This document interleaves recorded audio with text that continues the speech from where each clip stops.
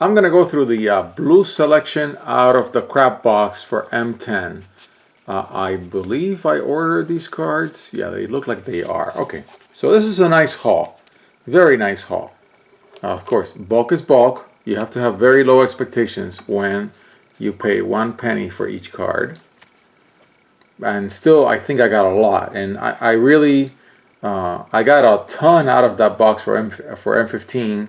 And then progressively less. M12, 13, 14 was good too.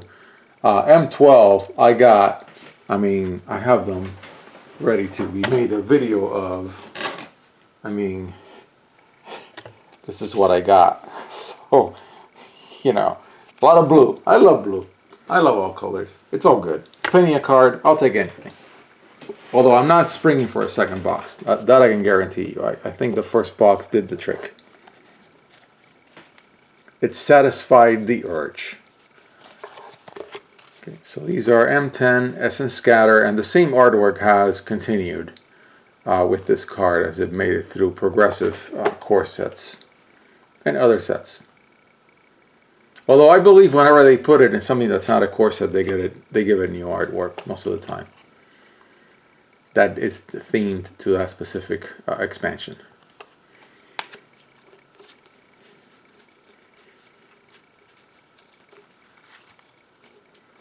Yeah, this is a fairly clean selection out of the cards that came in.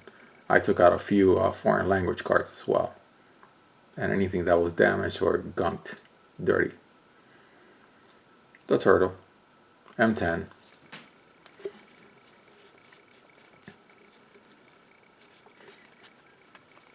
And I really like that out of a bulk box, I can get a lot of cards that will go into all these casual decks.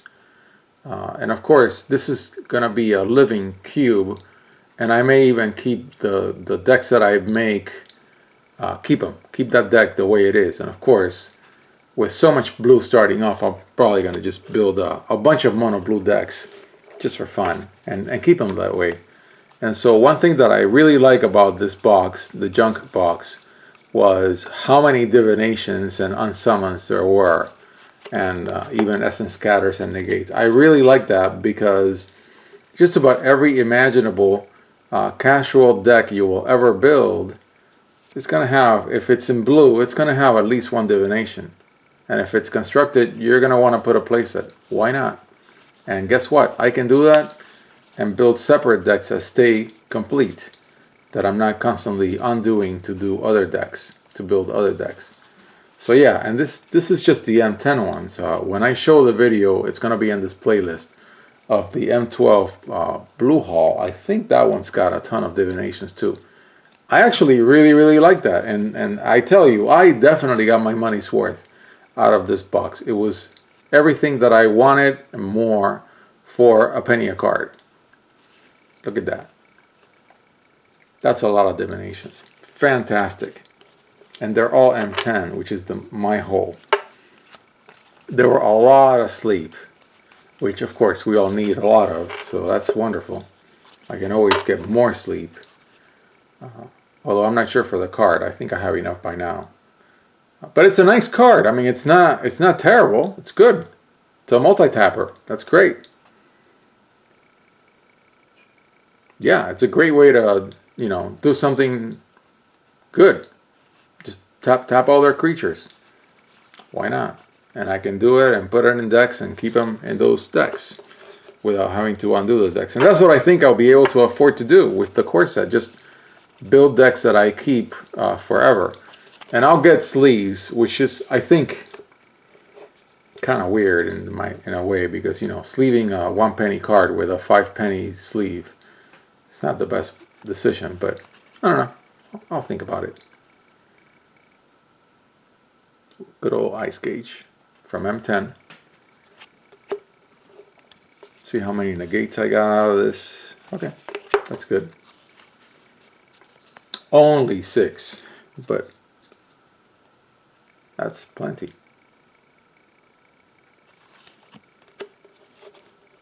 And I think this is the one that had a bunch of mind controls, this selection. Or maybe it's the M11 selection. No, there they are. There they are, mind controls. in good shape. These are all the clean ones, and that's 8 of them. That's great. It's a nice haul. Maybe I'll build them into dual decks. This is why Selection 1, Selection 2 worked so well, because then you can think about how those two individual decks would meet each other. And so I think that's what I'll do. I'll do dual decks. And that way I can incorporate the cards that are normally sideboard cards into the decks. Yeah, I think I'm going to do it. Oh, here we have interesting changes in printing colors. Okay, so we've got a few on summons. But look at that. Actually, it's easy. It's better this way. The yellow is different. The yellow plate looks like. Okay. Because these are CYMK. Is that cyan, yellow, magenta, green? Oh, and here we have another one. Look at that. And I think it's clear. The differences are clearer if you see that. The wing. Look at the wing. Yep. I'm just having a blast with these cards. Waiting for Ikoria. There's no better way to wait for Ikoria than looking at beautiful core set cards that cost next to nothing and are very playable. More elementals for Omnath. And I got a bunch of these in here. Yeah, that's great. Give all your critters flying. You can do it in a green-blue deck where a lot of your really good critters are yellow. I mean, I'm sorry, what yellow? What did I just... I was talking about the yellow color, never mind. But yeah, you can have a Simic deck where a lot of your really good green creatures don't have flying.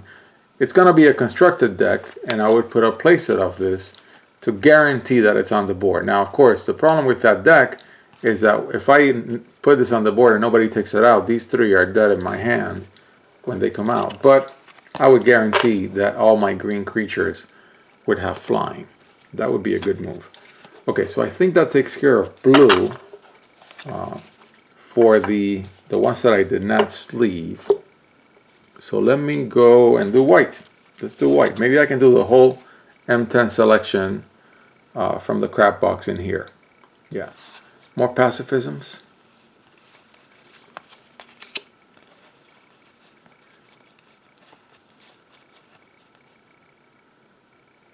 Harm's Way.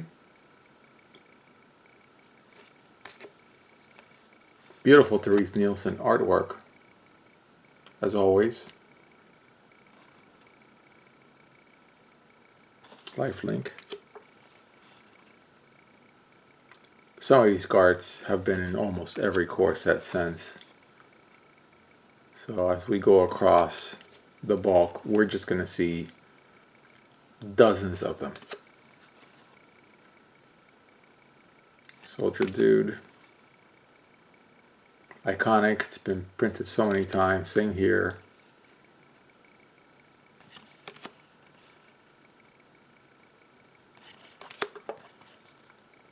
Okay, so those are the white cards. Let's go to black. Again, these are only from the crap box.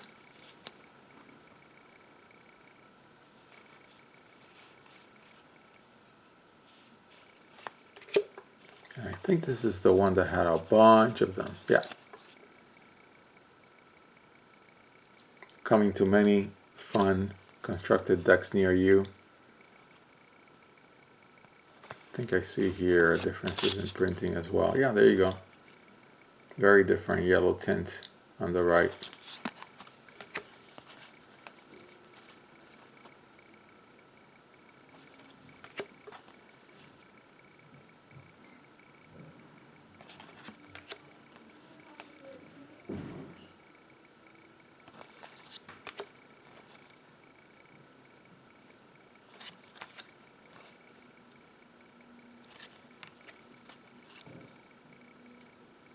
Okay, I think we have time. We continue to have time to add the other colors because Oh, and of course I sleeved some of the uncommons. Then we have red and green. For some reason there were a whole bunch of this card in here. I think there's 8, 9, 10. Yeah, 10 of them. It's nice to have smaller dragons in your decks. And this card is really LP. I mean, you can see it's in good shape. It's in good shape, but definitely not minty mint. But that's good. It's good enough for here, for a casual builder's selection. The bear.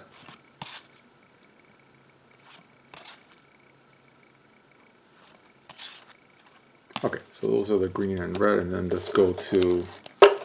Now what's interesting, I believe Sarah Angel is a rare in 10th edition because I have it. I have it from my old stash. So these are M10 Sarah Angels. Just from a collector's perspective, it's nice to have them be from M10, but I don't think there's any significance beyond that. Oh. Okay. What did I do here?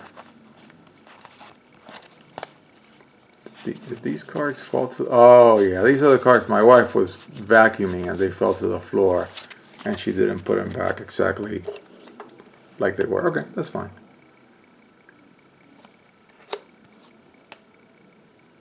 And this will close out the M10 selection from the crap box.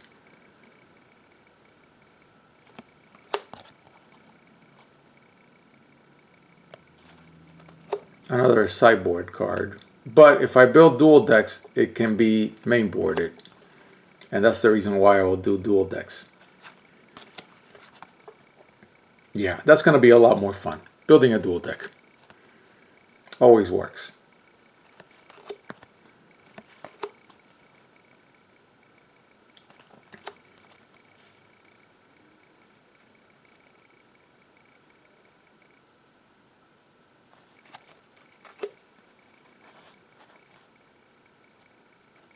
There were a lot of these in the crap box from multiple core sets.